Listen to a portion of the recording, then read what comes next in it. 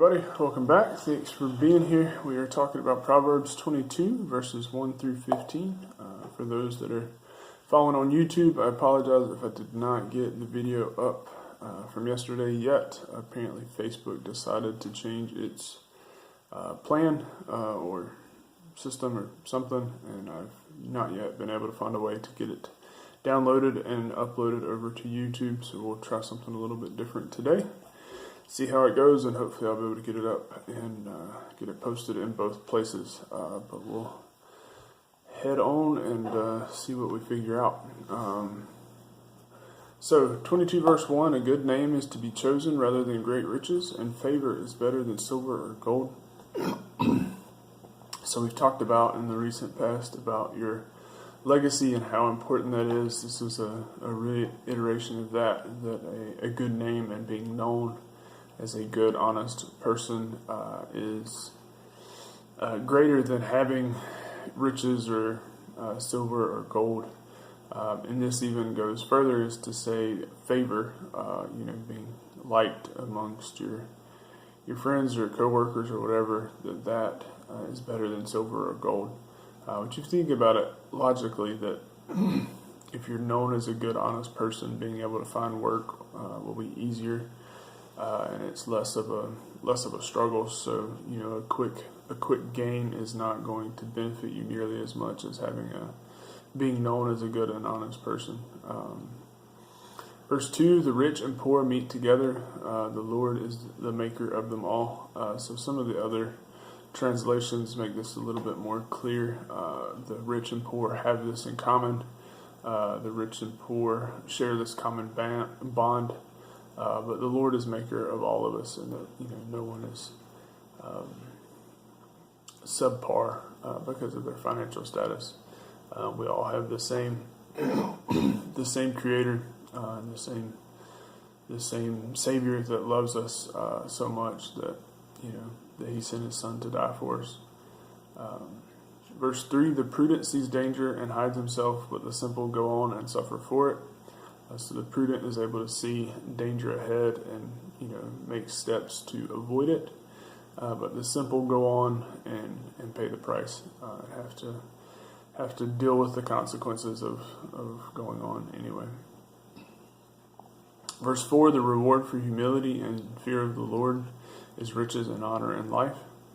So the reward for being humble and respecting and honoring the Lord is riches and honor. And life itself. And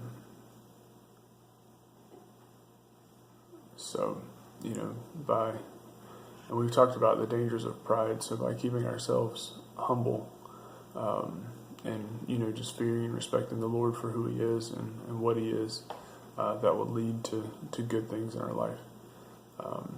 And I've heard it described that humility is not thinking less of yourself. A lot of times humility is described as, or is exemplified as this, I'm just a terrible, no good person that the Lord has decided to bless or whatever. And it's not, it's not that so much as it is just thinking about yourself less, that you're less caught up in who you are and what you are, and that you're more concerned about other people. That will lead to more humility. Verse 5: thorns and snares are in the way of the crooked. Whoever guards his soul will keep far from them. So there are things that will trip you up and get you caught and cause you pain in the way of the crooked, and in the way of the sinner, and in the way of the fool. These words are all kind of interchangeable throughout Proverbs. But whoever guards his soul, this is indicating a wise person who's protecting himself and trying to do the right thing, trying to live in wisdom, will keep far from them. Verse 6: train up a child in the way he should go, even when he is old he will not depart from it. So if you raise up your child in the way of the Lord, in the way that you're supposed to, there's this, I wouldn't say it's a promise necessarily, but there is this kind of moniker or statute or principle that they will not they will not leave that. They will not walk away from that. Or, a lot of times it's said that if they walk away, they will come back.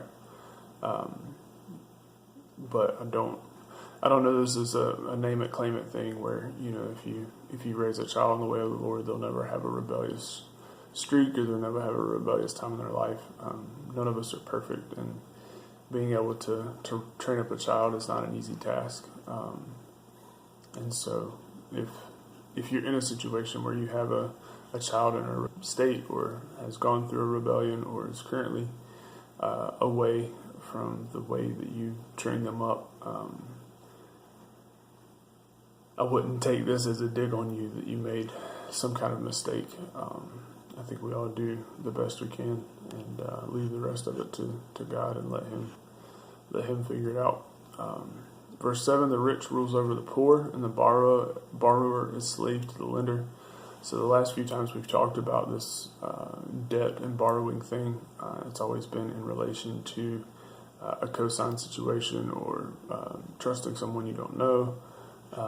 But this is very specific in that the borrower is slave to the lender. And if you think about it, how much more freedom would you have if you had no debt of any kind, house or cards or cars or anything. And so, by just that small example, you can see that you are slave to a lender because you have decided to take out, decided to borrow money. And I'm not saying that you shouldn't. I'm just saying that's just kind of a matter of fact.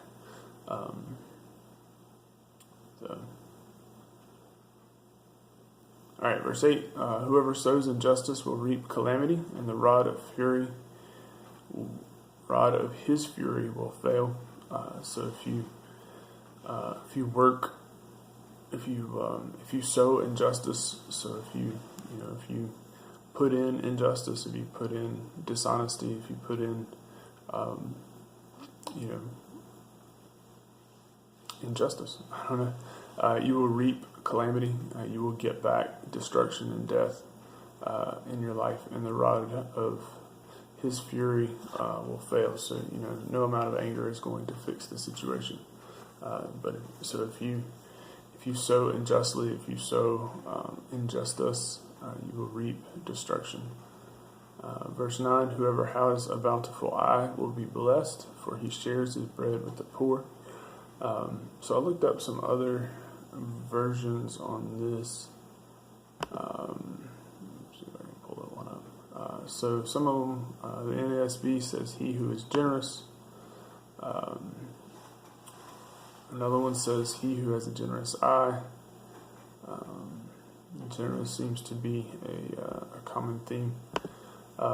So by being generous, you will be blessed because you share your bread with the poor. By being generous, you give away. And so what this put me in mind of is there's something I've heard about on a podcast in talking about this. It's called a zero-sum game, in that if you succeed, someone else must be failing, or if someone else is succeeding, that means you must be failing because you're not succeeding like they are, and that it's always, the net is always zero, the sum is always zero. So if you get ahead, that means I can't get ahead, or if I get ahead, that means you can't get ahead. And this is, I think, pointing out that's not the case, that by having a bountiful eye, by seeing the greater picture, by seeing that, if you get ahead, that means I get ahead too. Or if you're blessed, that means I'll be blessed as well. So by having that, bountiful mindset, that greater than mindset, you will be blessed because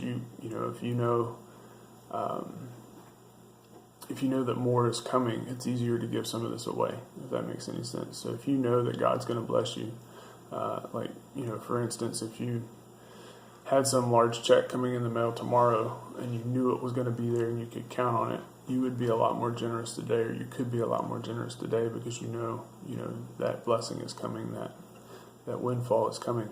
And so with the Lord, we know that He's looking out for our future. So if we give away more than we think is easy, more than is comfortable now, then we can just trust him to bless us with that. And he's told us to challenge him in that. Verse 10, drive out a scoffer and strife will go out, and a quarreling and abuse will cease. So if you get rid of, disassociate with, push out a scoffer, a prideful person, a fool, then strife and pain will go with them, and quarreling and abuse will cease. So never hesitate to put someone out of your life or to cut someone out of your life because they are causing quarreling and abuse and strife and these things that, by getting them out of your life, it'll make your life better. Verse 11, he who loves purity of heart and whose speech is gracious will have the king as his friend. So by having a pure heart and by being gracious in your speech, you will have friends in high places. It will gain you favor with people who need it. So the other side of that is if you don't have a pure heart and your speech isn't gracious, you're quick to anger, you're quick to tear down. You will not have these friends in powerful places. Verse 12, the eyes of the Lord watch over knowledge, and he overthrows the word of the traitor.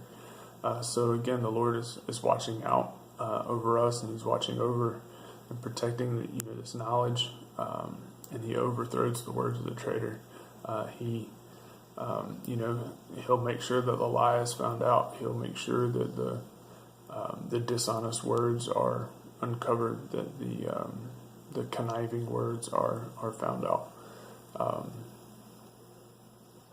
Verse 13, the sluggard says, there's a lion outside, I shall be killed in the streets. So I'm not going to lie, I had to look this one up and try to figure out what it was talking about. And most of the commentaries kind of agree that the sluggard, the lazy, is saying,